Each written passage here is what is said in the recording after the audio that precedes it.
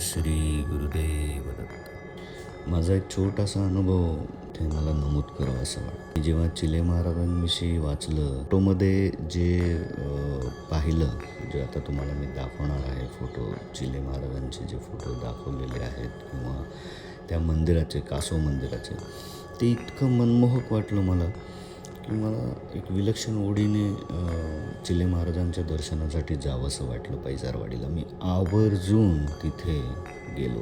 मी जेव्हा सांगलीला औदुंबरला गेलो तेव्हा मला पैजारवाडीला जायची इच्छा झाली आणि चिले महाराजांचं दर्शन घेण्याची मनोमन इच्छा झाली आणि त्यांनी मला आशीर्वाद देण्यासाठी बोलवलं तिथे.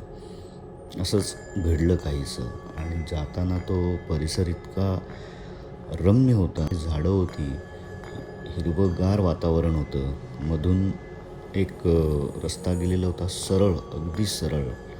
आणि मंदिराच्या जेव्हा जवळ आलो, ते मंदिर पाहिलं, त्या मंदिराचा रंग आणि ते बांधकाम पाहिलं. विलक्षण स्ट्रक्चरल डिझाईन आणि आर्किटेक्चरल यांचं जे मिलाप असतो तो तिथे दिसला आणि आतमध्ये गेल्यावर एक विलक्षण समाधान, शांती, असं एक प्रचंड शांतता मनामध्ये. म्हणजे आजूबाजूला तुमच्या कितीही गोंधळ असला किंवा कितीही लोक जरी असले तरी तुम्ही जेव्हा चिले महाराजांचं दर्शन घेता त्यावेळेस तुम्ही मंत्रमुग्ध होऊन जाता.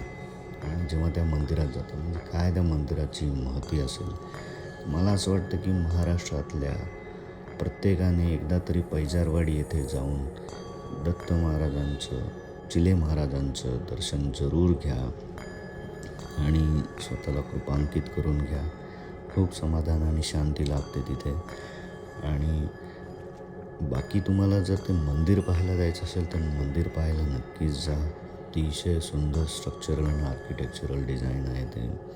मला असं वाटतं की प्रत्येकाने तिथे एकदा तरी भेट द्यायला हवी आहे आणि एकदा गेल्यावर तुम्ही दुसऱ्यांना पण सांगाल आणि मला खात्री आहे की तुम्ही तिथे आवर्जून वेळोवेळी जेव्हा वेळ मिळेल तेव्हा तुम्ही तिथे जायचा प्रयत्न करा. ओम श्री गुरुदेव दत्त.